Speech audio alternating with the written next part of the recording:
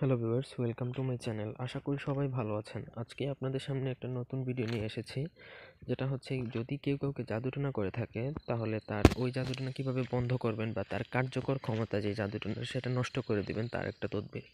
তো সবাইকে বলবো ভিডিওটা শুরু থেকে শেষ পর্যন্ত দেখবেন, এবং আপনি যদি আমাদের চ্যানেলে নতুন হয়ে থাকেন চ্যানেলটি সাবস্ক্রাইব করবেন, লাইক কমেন্ট শেয়ার করবেন। এবং ব্যক্তিগত যদি কোনো কাজ করাতে চান তাহলে স্ক্রিনে দেওয়া নাম্বারে আমাদের সাথে ইমোতে যোগাযোগ করবেন। আমাদের ইমো নাম্বারটি হচ্ছে 019090522232।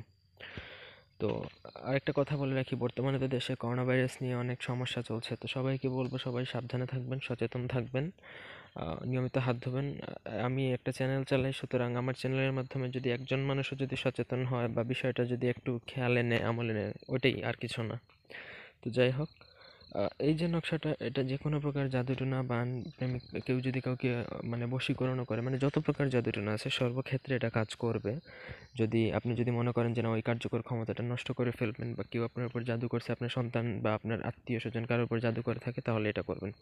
তো স্ক্রিনে দেওয়া নকশাটা আমি দিয়ে দিয়েছি, আমি বিস্তারিত নিয়ম পড়ে শোনাচ্ছি, তারপর বলে দেবো। জাদুগ্রস্ত ব্যক্তি যদি আসর দূর করার জন্য, এটা সূরা নাসের নকশা, যদি লিখে মাদুলিতে ভরে বা তাবিজের ওই যে টুল বক্স যেটা, ওটাতে ভরে যদি হাতে ভাতে, ছেলেরা ডান হাতে মেয়েরা বাঁ হাতে যদি বাঁধে, তাহলে আল্লাহর ইচ্ছায় জাদুক্রিয়া নষ্ট হয়ে যাবে। তো এটা লিখবেন কীভাবে সেটাও বলে দিচ্ছি। জাফরান কালি দিয়ে লিখলে সব থেকে ভালো হয়। চেষ্টা করবেন অলওয়েজ জাফরান কালি দিয়ে লেখার জন্য। যদি আনফর্চুনেটলি না পারেন তাহলে সেটা আপনার লাল কলম দিয়েও লিখতে পারেন। লিখে যদি আপনার হাতে বাঁধেন, যেই ব্যক্তি জাদুগ্রস্ত বা যাকে জাদুটোনা করা হয়েছে সে যদি হাতে বাঁধে, ইনশাল্লাহ আল্লাহর রহমতে ওই ব্যক্তির জাদুটোনা সম্পূর্ণরূপে কেটে যাবে।